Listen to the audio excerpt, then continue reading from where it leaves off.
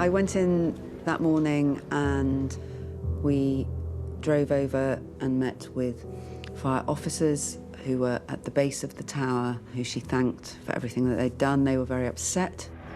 The fire was still smouldering above us. It was a devastating scene. And then we returned to number 10. There was a decision to be made about whether she should meet with some of the survivors, families, community groups.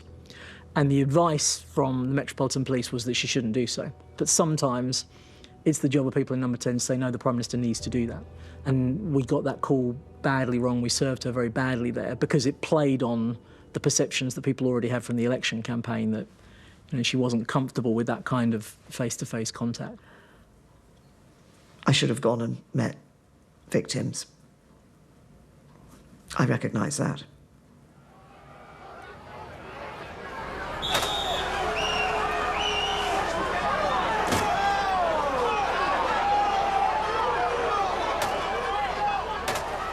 The next day, we went to St Clement's Church, which is at the foot of the tower, and we met with residents of the tower and the surrounding estate. The tower block is more strong and stable than that woman's government. She was hiding in the background with the police, and now she wants to come round with the people. It's too late. By this stage, the atmosphere was very, very, very difficult. It was a very hot, sunny day, and it felt that we were on the verge of riots. One of the Grenfell survivors meeting the Prime Minister that day was Nick Burton, who lived on the 19th floor of the tower, but who'd miraculously managed to escape the fire with his wife, Pilly, who suffered from dementia. And I thought, OK, this is the Prime Minister's here. We sat down more in like a circle, and I was directly facing Theresa. I truly believe that she was very emotional and very kind of really opened to what had just gone on. You can look at overall descriptions, you can look at numbers, but somebody actually talking about their own experience really brings it home to you. And that was, when Nick did that, you suddenly understand the impact on individuals of what has happened. And then we heard a lot of noise outside. And so the community got the knowledge that she was actually inside the church hall here, and they were chanting and upset. Theresa didn't want to stop it short until it finally got to the point where the protection team said, right, I'm sorry, that's it. We opened the door. People were kicking the car, and we managed to get her into the car and away. To see her welling up at various points of the meeting, and to see her holding the hand of a sobbing lady next to her during the meeting was quite shocking, I think, to most of us there, who this doesn't quite fit the picture. It's very difficult because, obviously, at a human level, it sort of gets to you. But on the other hand, because of the role you're playing, it's important that you're able to think about the steps that need to be taken by the authorities. It's about those practical things that need to be put in place. In the statement in the Commons, she said, I will be there long after the cameras have left. Still, to this day, if any of them call me from any of the different groups and say, we'd like to speak to Theresa about X, then I go and tell Theresa, and she says, yes, what can I do to help? But there was nothing to be done to save Nick Burton's wife, Pilly, who never left hospital after the trauma of the fire. It was just very difficult for her understanding of what happened all the time. I want to go home, I want to go home, I want to go home. I said, we haven't got a home. And she counts as the 72nd and final victim? Yeah, she had a heart attack. And then she was on life support for a while.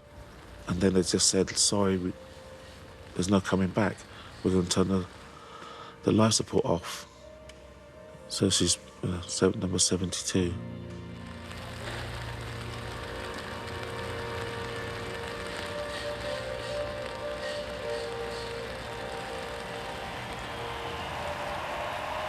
Thank you very much, Glastonbury. Thank you for inviting me here today. You're going to take back control this morning. After the disastrous election, the pressure is on Theresa May to put her premiership back on track. We actually spent a lot of time together talking about that speech and working on it in a way that we probably hadn't on any other speech over the years. Then one day we were having actually a casual conversation, and she suddenly mentioned that one of her ancestors had been a sort of a char lady, sort of working below stairs, and that's where she'd come from. And I said, well, that's really interesting. And she said, oh, is it? Yes, that's interesting. We can work with that. That informs a bit of your thinking. The issues one's dealing with are so serious that I don't naturally put personal information into speeches. I think to be a successful politician in this day and age, you do need to be able to bring some emotional intelligence to the role. Each new generation in our country should be able to build a better future. It was all going to plan, but then... Other than Grenfell, it was probably the most difficult moment for me to sit in that conference hall on a speech that we all knew was a very important moment for her in terms of trying to re-establish her authority, and then to find the combination of a comedian handed her a sort of P45. Boris, job done there. Some individual was able to approach the stage and present me with a P45 and claim that was from Boris Johnson. I was about to talk about somebody I'd like to give a P45 to, and that's Jeremy Corbyn.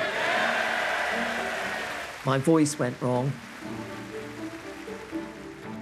Why we will never... Oh, excuse me. And you just kind of think, well, nothing go right for this person.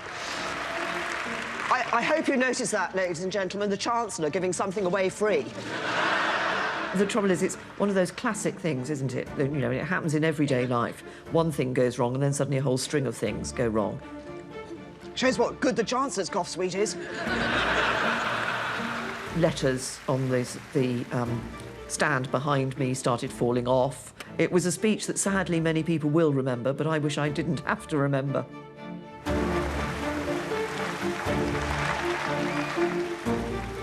It was painful to watch. And I suppose it's a bit of a metaphor for the latter part of her tenure.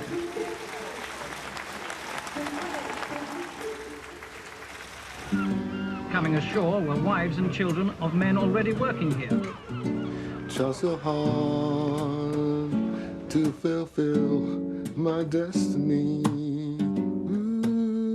Theresa May's experience as Home Secretary could come back to plague her, especially the controversial hostile environment policy. Ever since their arrival at the end of the Second World War, at the invitation of the British government, the Windrush generation had been given the status of British citizens, though they hadn't always been issued the paperwork to prove it. Over the years, and especially after Theresa May's Immigration Acts of 2014 and 16, the rules were tightened up.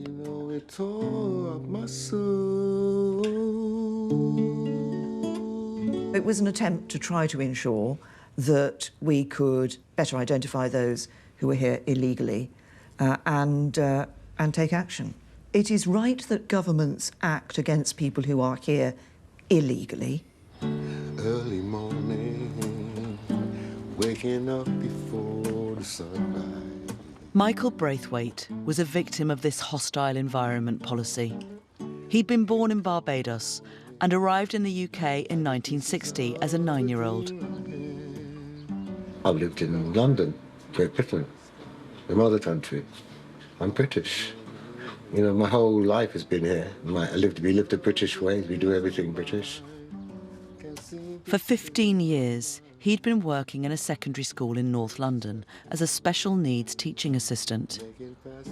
As part of the hostile environment policy, he's asked, out of the blue, by the Education Authority to prove his right to remain in the UK.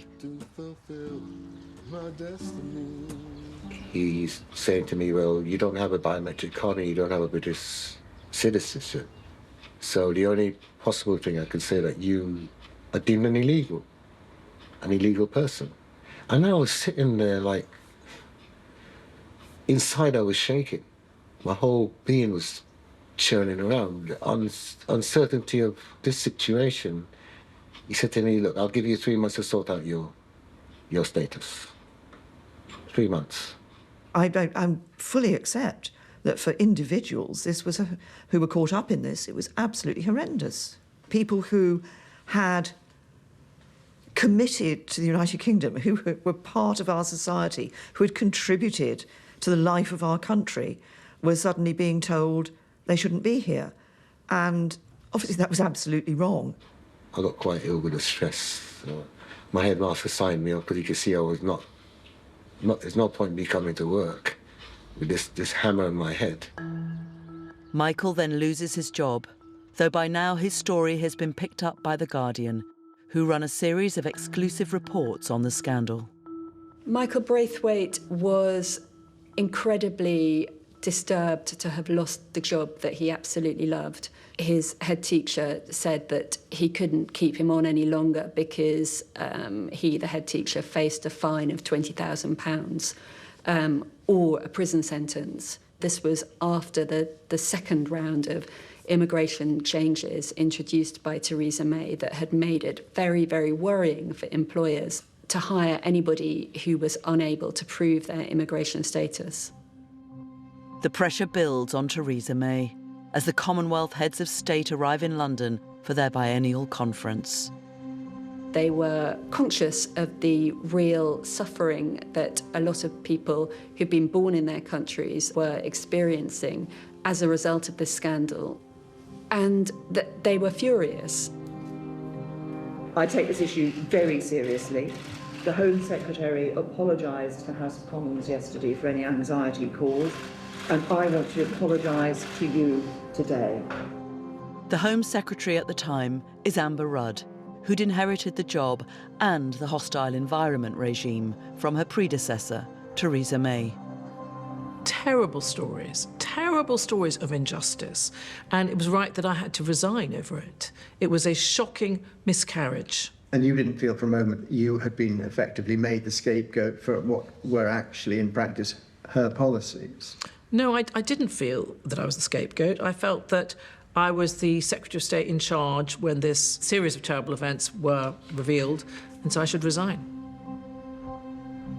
There are two scenarios. Either Theresa May was oblivious, in which case she wasn't really on top of her brief, or she did know, but she didn't think that the kinds of people who were likely to be affected by this policy, wrongly, were people who she particularly needed to worry about.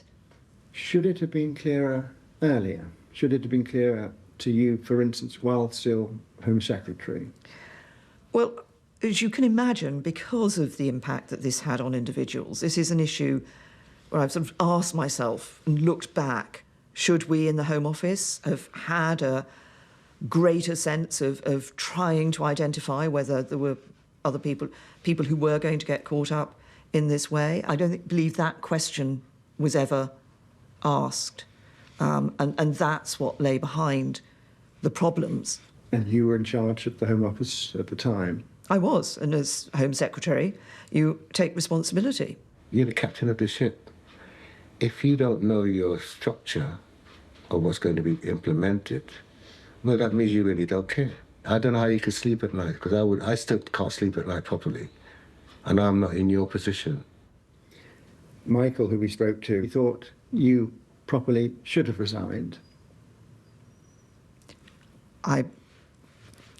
That may very well be Michael's view, and I'm sorry that this wasn't seen earlier, and we weren't able to deal with it at an earlier stage. Now, I've heard that many a times now, this word sorry being mentioned, but it's a slap in the face. Every time it's a slap in the face.